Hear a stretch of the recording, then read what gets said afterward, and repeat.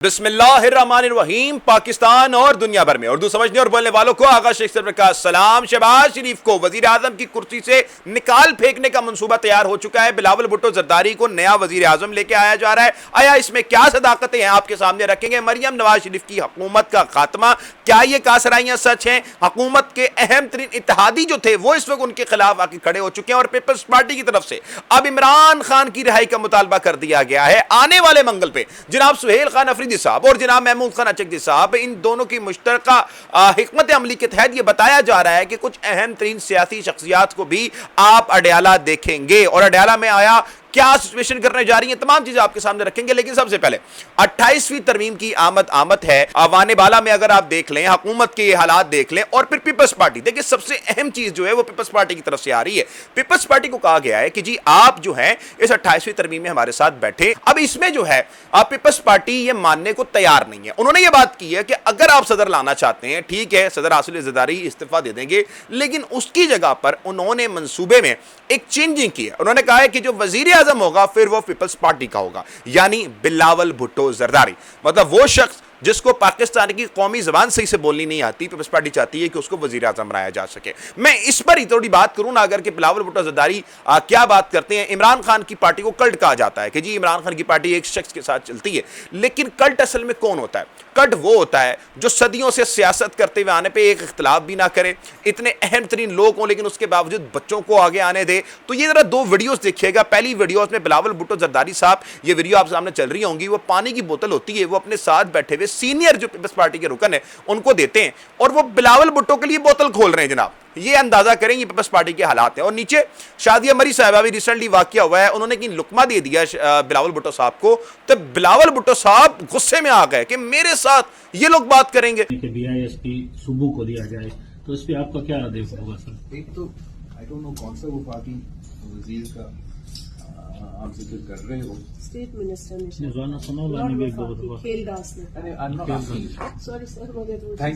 Thank you. तो मतलब ये तो इंसान को इंसान नहीं समझते। खैर शहबाज शरीफ साहब को मैं यहाँ पे डिफेंड नहीं कर रहा कि शहबाज साहब बहुत अच्छे हैं। इस पूरी रिजीम में शहबाज शरीफ के आने के बाद पाकिस्तानी अवाम पे बदतरीन जुल्म हुआ है।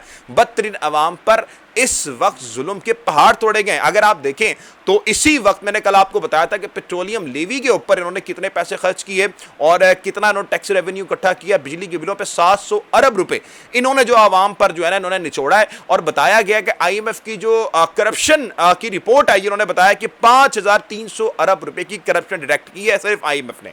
तो ये दो खानदान हमेशा चलते आ रहे हैं और अब यही दो खानदान आपस में क्या कहते हैं उसको नूरा कुश्ती कर कर चाहते हैं कि अवाम को इस वक्त ये बताया जा सके कि हम बड़े जमहूरियत के लंबरदार हैं। दर हकीकत ये जमहूरियत के लंबरदार नहीं है, ये अख्तियारात के लंबरदार हैं। ये अख्तियारात के लंबरदार हैं और ये लंबरदार हैं इक्तदार अवान के। चाहे हुकूमत इनको अवामी मंडट से मिले या बूट के नीचे लेटने से मिले, इनको फर्क नहीं पड़ता। मोहतरम नाज़रीन किराम, 28वीं तरमीम के आने पर अब जो दो अहम तरीन चीजें सामने आई हैं वो ये हैं कि सदर आसिफ अली जरदारी साहब ने जो है वो जाने से इनकार कर दिया और हुकूमत के खिलाफ वो खड़े हो चुके हैं। और अब जो है पीपल्स पार्टी की तरफ से जो दूसरी बड़ी चीज सामने आई है वो मैं आपके सामने रखता हूं। ये चंद साहब हैं, इनके बारे में कहा जाता है कि इनकी प्रेडिक्शनें झूठ नहीं होती हैं। चंद साहब ने कहा है कि इमरान खान की रिहाई इसी साल हो जाएगी और यह भी बात की है कि इमरान खान की रिहाई का मुतालबा अब पीपल्स पार्टी की तरफ से भी उठना चाहिए और अब उठना भी शुरू हो चुका है। यह हैरान कुन चीज है। देखें असल मसला क्या है। अगर आपने नून लीग को डराना है, नून लीग को खौफजदा करना है, एस्टैब्लिशमेंट को डराना है, तो फिर आपने एक ही बात करनी है कि पिंजरा खुलने लगा है। बस इस पे तमाम जो है जो ताकतवर हल्के हैं वो सब डर जाएंगे। मतलब पीपल्स पार्टी अगर ये बात करते हैं ना कि इमरान खान को निकालना है, तो तमाम जो ताकतवर हल्के हैं ना वो हलचल में आ जाएंगे कि यार ये क्या बात आ रही है। क्योंकि इमरान खान इस वक्त खौफ की अलामत है उन तमाम लोगों के लिए जो इस वक्त इस पाकिस्तान को नुकसान पहुंचाना चाहते हैं। तो दर हकीकत पीपल्स पार्टी ने ये जो मुतालबा किया है ये कोई जमहूरियत पे रहते हुए नहीं किया, बल्कि पीपल्स पार्टी का ये मुतालबा आया सिर्फ इसलिए है कि उनके मुतालबात माने जा सके। अब जो पीपल्स पार्टी को प्रेशराइज किया जा रहा है वो किस तरह ये जरा समझिएगा। पीपल्स पार्टी को प्रेशराइज करने के लिए हुकूमत ने बड़ा अच्छा एक अमल खेला है। हुकूमत और एस्टैब्लिशमेंट मुक़तदरा ये चाहते हैं कि जो सिंध है, कराची है, उसमें जो है एक नई कौमी हुकूमत हम बनाएं जिसमें पीपल्स पार्टी का अमल दखल ना हो और इस पे कार्रवाई होना भी शुरू हो चुकी है। अचानक नैब के केसेस भी पीपल्स पार्टी के खिलाफ खुलने शुरू हो चुके हैं। अचानक जो है वहां पर تیزی آ گئی MNAs MPAs کی پیپلز پارٹی کے خلاف بات کرنے کی. تو یہ سارا معاملات جو ہیں ایک طرح لگ ایسا رہا ہے کہ پیپلز پارٹی کو کس طرح گیم سے پیچھے ہٹانا ہے اور یہ کام کرنا ہے کہ پیپلز پارٹی جو ہے وہ اس پورے معاملے سے پیچھے ہو جائے. تو دونوں طرف یہ معاملہ چلتے ہیں, دیکھتے ہیں کہ اس میں کس کی جیت ہوتی ہے. ہمیشہ تو مقتدرہ کی جیت ہوئی ہے, سیاستدان ہمیشہ آ رہا ہے, تو اب بھی دیکھتے ہیں کہ کس کی جیت ہوتی ہے کس کی نہیں ہوتی. حکومت کے قریب سمجھے جانے والے صحافی حسن ایوب یعنی راوی اس وقت چین نہیں لکھ رہا. راوی سے جب یہ پوچھا گیا کہ بتائیں حکومت کیا کر رہی ہے, تو حکومت کے لیے انہوں نے یہ بولا کہ جی حکومت اس وقت تمغے بانٹنے میں اپنے پسندیدہ لوگوں میں شامل ہے. مطلب تمغے ان لوگوں کو بانٹے گئے ہیں جن کی یقین جانیے حیثیت اور اوقات ہی نہیں. ان تمغوں کی اہمیت مانی جاتی تھی لیکن اب ان تمغوں کی اہمیت ہی ختم کر دی گئی ہے. مطلب کہ کرکٹی انڈسٹری میں انڈے تلخیق کرنے والے قابل آدمی شاہد افریدی صاحب کو چمیا کرنے پہ تمغے دیے گئے. سیما جو بینی صاحبہ ہے جن کی خلاقیہ سے گری ہوئی زبان ہوتی ہے ان کو تمغے دیے گئے. ان سارے تمغوں میں اگر کسی کو میں سمجھتا ہوں کہ بہترین تمغہ دیا گیا تو وہ ہادیقہ قیانی صاحبہ تھیں جن کو یقین جانیے صحیح تمغہ دیا گیا اور وہ اس کے حق رکھتی تھی. جتنا انہوں نے اس نظام کے لیے کام کیا ہے, جتنا وہ نکلی ہیں کام کرنے کے لیے, تو حدیقہ قیانی کے علاوہ جس کو تمغے بانٹے گئے, مطلب ایک وہ تمغہ بانٹا گیا ڈی سی صاحب کو جنہوں نے لوگوں کے گھر گرا دیے تھے. مطلب ان کی کیا آپ نے میٹر تھا ان کو تمغہ دینے کا, کیا آپ نے پیٹرن بنایا تھا کہ جی انہوں نے غریبوں کے گھر گرا دیے, یہ ان کا پیٹرن تھا. تو ہنسی آتی ان کے تمغوں پہ. تو حسن ایوب صاحب یہ کہہ رہے ہیں کہ جناب یہ حکومت جو ہے یہ اس وقت مفلوج ہے, یہ حکومت جو ہے اس وقت اپنے کام کرنے میں قاصر ہے, یہ حکومت چل نہیں سکتی. اب راوی کی طرف سے یہ کیوں کہا جا رہا ہے, یہ ذرا سمجھنے والی چیز ہے. لیکن اس کے ساتھ اگر چلیں تو ایڈوکیٹ داؤد صاحب جو 27ویں ترمیم کے سب سے بڑے حامی تھے, اسٹیبلشمنٹ کے بندے تھے, اب وہ کیا بات کر رہے ہیں عدالت میں کھڑے ہو کے. میں چاہتا ہوں ان کی ویڈیو سنیں آپ. تو کیا وجہ کیا ہے؟ وہ نہیں جواب جمع کروایا نہیں, وہ جوتے کی نوک پہ لکھتے ہیں ہماری معزز عدلیہ کو. 26ویں ترمیم کے بعد ہماری معزز عدلیہ کا کوئی کردار نہیں رہ گیا. 26ویں ترمیم کے بعد ہماری معزز عدلیہ کا کوئی کردار نہیں رہ گیا. نہ ان کے اندر اتنی ہمت رہے گی, یہ ہمیں تسلیم کرنا پڑے گا. آپ نے سنی یہ ویڈیو میں یہ بتاتے ہیں کہ جی اب تو ہم بات ہی نہیں کر سکتے. جو ایک عدالت کا جج ہے وہ صرف ایک ایس ایچ او کو نہیں بتا سکتا, ایک ایس ایچ او کو کچھ نہیں کر سکتا. تو یہ اندازہ کریں آپ کے عدالتوں کو مفلوج کر دیا گیا ہے. تو داؤد صاحب یہ کہہ رہے ہیں کہ جو 28ویں ترمیم اور یہ تمام چیزیں آ رہی ہیں ہم اس کے حق میں کبھی کھڑے نہیں ہوں گے. دیکھیں اللہ تعالیٰ ہر شر میں خیر نکالتا ہے, یہ میرا ایمان ہے, یہ آپ کا بھی ہونا چاہیے. تو یقین جانیے اسی کی وجہ سے آج حکومتی اتحادی آپس میں لڑ رہے ہیں. پیپلز پارٹی جو ہے وہ اپنے اختیارات پہ لڑ رہی ہے. اب نون لیگ جو ہے اس کا بھی میں آپ کو چل کے بتاؤں گا یہ بھی لڑ رہی ہے. اور حکومت کے جو مین صحافی تھے جن کے بارے میں ایس این یو کے بارے میں فرمایا جاتا ہے کہ اگر یہ لنڈن جائیں تو ڈائریکٹلی ان کی نواز شریف سے ملاقات ہوتی ہے. تو یہ اتنے حکومت کے قریبی سمجھے جانے والے صحافی ہیں. داؤد صاحب کے بارے میں بتایا جاتا ہے ان کے بڑے بڑے تعلق ہیں. تو اب ان کے اپنے لوگ جو ہیں ان کی پالیسیز پہ تنقید کر رہے ہیں. آگے چلیں محترم ناظرین کرام, تو مسلم لیگ نون کے اوپر میں نے آپ کو بتایا کہ مریم نواز کا کیا تختہ الٹ ہونے جا رہا ہے. دیکھیں اس میں تھوڑی سی چیزیں سمجھیے گا. جب بھی کبھی بھی کسی کا تختہ الٹنے کے لیے جاتا ہے تو سب سے پہلی نشانی ہوتی ہے اس کے اوپر کیسز بننے شروع ہو جاتے ہیں, اس کے اسکینڈل آنا شروع ہو جاتے ہیں, اور پھر اس کے بعد یہ پروسیس سٹارٹ ہوتا ہے. اب اس میں ہو کیا رہا ہے ذرا سمجھیے. 17 پنجاب کے اوپر اب یہ کرپشن آئی ہے اور اس کرپشن میں تقریباً 1 ارب روپے کی کرپشن یہ بتائی جا رہی ہے. یعنی کہ 1717 جو کنٹینرز تھے کچرے کے وہ منگوائے گئے, لیکن جو ڈیلیور ہوئے وہ 1717 تھے. یعنی کہ پیمنٹ جو کی گئی وہ 2717 کی تھی, لیکن جو کنٹینرز آئے وہ 1717 تھے. تقریباً اتنا بڑا گھپلا تھا اور ان کے اوپر کارروائی بھی ہونا شروع ہو چکی ہے. تو 17 پنجاب کا یہ وہ ماڈل ہے جس کی ہماری باجی مریم نواز صاحبہ کہتی تھیں کہ یہ تو میں سنگاپور غالباً لے کر گئی تھی تو اس ماڈل کی بڑی تعریف ہوئی تھی. اب جب لے کے جائیں گے نا تو آپ کی کرپشن کی تعریف بھی بڑی ہوگی محترمہ. اب ان کے اوپر کاروائیاں شروع ہو چکی ہیں. ذرا آپ دیکھیے کہ تاجر برادری جن کے بارے میں کہا جاتا ہے کہ لاہور اور پنجاب کی جو یہ تاجر برادری ہے یہ پاکستان کی ریڑھ کی ہڈی ہونا ہو, نون لیگ کی ریڑھ کی ہڈی ضرور سمجھی جاتی ہے جو لیڈ ہے تاجر طبقہ. لیکن اب جو تاجر طبقہ ہے یہ پیرا فورس کی وجہ سے اب حکومت کے کس طرح خلاف ہوا ہے. ذرا ایک مرتبہ ان کی بات بھی سنیے. کہ لوگوں کو 4-4 مہینے کا کرایہ نہیں دیتا جا رہا ہے, اور اسی کتنے جائیے. ایمان نے سانو رول دیتا ہے. اسی اس وقت میاں نواز شریف نو درخواست کرنے ہاں کہ جنہ دی کاوش دے نال مسلم لیگ نون نے اینی ترقی کیتی, اج اسی کتنے کھڑے ہوئے ہیں. اج تاجر تانوں ووٹ دین والے اج وہی تاجر رو رہے نے. میں خون دے آنسو رو رہا, خدا دی قسم میرا تاجر رول گیا. آپ نے سنی. اب ذرا میں آپ کو لے کے چلتا ہوں پنجاب کے ہاسپٹلز کی طرف جہاں پر ہاسپٹلز میں تباہی مچا دی ہے مریم نواز نے. ذرا اب ہاسپٹلز کے حالات بھی دیکھیے. کوئی ڈاکٹر موجود نہیں ہے, وہ مریضوں کا جو حال ہے, مریض تڑپ رہے ہیں, رو رہے ہیں, تڑپ رہے ہیں, کوئی ان کا سائل حال نہیں ہے. میں انتظامیہ سے ریکویسٹ کرتا ہوں جو ووٹ کے امیدوار ہیں وہ آئیں آ کے دیکھیں کہ سرکاری اسپتال میں اس وقت کیا صورتحال ہے. تو اب ان پہ 1 بائی 1 جو ہے کیسز شروع ہو چکے ہیں اور ان پہ CCD سے لے کر پیرا فورس سے لے کر جہاز والے کیس تک یہ تمام کیسز کی چارج شیٹ بنا لی گئی ہے.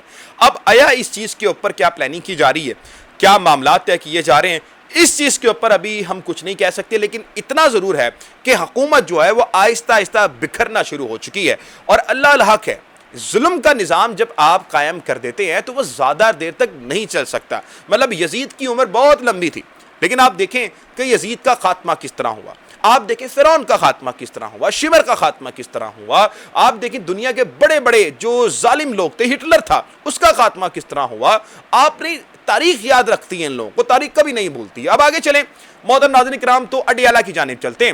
اڈیالہ محور امید, جہاں پر 22 کروڑ پاکستانیوں کی امید بستی ہیں. 22 کروڑ پاکستانیوں نے ووٹ جسے دیا, پھر اس کے کھمبے کھڑے ہوئے, 92 کھمبے کھڑے ہوئے نیشنل اسمبلی میں, 97 کھڑے ہوئے KPK اسمبلی میں, اور 108 کھمبے کھڑے ہوئے پنجاب اسمبلی میں. اب اس مرد مجاہد کے بارے میں کہا جا رہا ہے کہ CM KPK اس وقت ایک احتجاج کرنے جا رہے ہیں, اور یہ تاریخ کا سب سے بڑا احتجاج مانا جائے گا. اور بتایا گیا ہے کہ اس احتجاج میں حکمت عملی تیار کر لی گئی ہے. اس حکمت عملی کے تحت محمود خان اچکزئی صاحب, عمران خان صاحب کی تینوں بہنوں اور خود CM KPK ایک ٹیبل ٹاک پر آ کے بیٹھیں گے. عمران خان صاحب کے جو اوپننگ بیٹسمین سہیل حفیظ صاحب سے ہم نے ان پہ تنقید بھی کی, اور تنقید کرتے بھی رہیں گے اگر غلط چیز ہوگی, لیکن اب جو ہے وہ یہ بات کر رہے ہیں کہ ہم ایک ٹیبل ٹاک پہ بیٹھیں گے اور ہر حکمت عملی کو مد نظر رکھتے ہوئے ایک ایجنڈا رکھیں گے کہ اب ہم نے تحریک چلانی ہے. محمود خان اچکزئی تحریک تحفظ آئین کی طرف سے کل ہم نے خبر دی تھی سوشل میڈیا پر, اور اس خبر پہ ہم سے بہت سے سوال بھی ہو رہے ہیں, بتایا جائے اس خبر کے حوالے سے. تو اس خبر کا تعین صرف اس طرح میں آپ کو بتا سکتا ہوں کہ محمود خان اچکزئی صاحب نے ایک کانفرنس کی اور ملاقاتیں بھی کرنا شروع کر دی ہیں, اور جو کانفرنس کی ہے اس میں انہوں نے یہ مطالبات رکھے کہ ہم اپنے ساتھ سیاسی شخصیات, جو قداور سیاسی شخصیات ہیں, ان کو شامل کریں گے اور ان کو اپنے ساتھ لے کے چلیں گے. اب اس میں فائدہ کیا ہے, ذرا اس چیز کو سمجھیے. دیکھیں, محمود خان اچکزئی صاحب یہ چاہتے ہیں کہ مولانا فضل الرحمان صاحب جو ہیں وہ ہماری ایک تحریک کا حصہ بنے ایک ایجنڈے کے تحت, اور وہ ایجنڈا ہو کہ ہم نے اس ملک میں رول آف لا لے کر آنا ہے.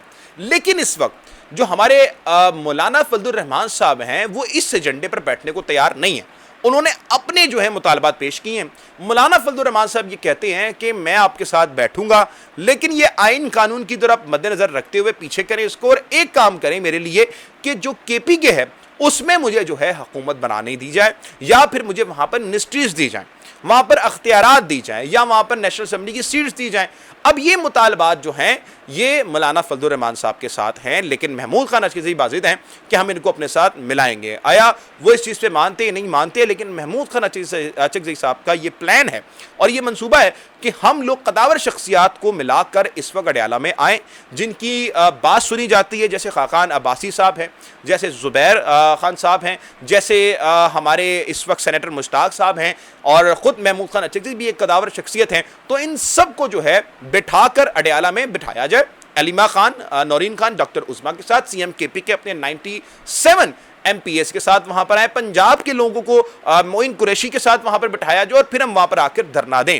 اور اس پر اتفاق ہوا ہے جناب سہیل خان افریدی کا, اور اسی معاملات کو لوپ میں لیا گیا بہنوں کے ساتھ, اور کہا گیا ہے کہ جی ہم بتائیں گے. خیر میری ابھی بہنوں سے بات نہیں ہوئی, لیکن ابھی ان کی طرف سے یہ بتایا گیا ہے کہ جی ابھی معاملات جو ہیں پوزیٹیو رسپانس کیا. آج اسلام آباد ہائی کورٹ کے اندر ایک پٹیشن درج کی گئی جس میں بتایا گیا کہ 12-13 دن ہوتی ہیں وہ اس وقت قید تنہائی کے لیے مختص کی جاتی ہیں کسی بھی قیدی تھے, اور عمران خان کو تو 108 دن ہو چکے ہیں.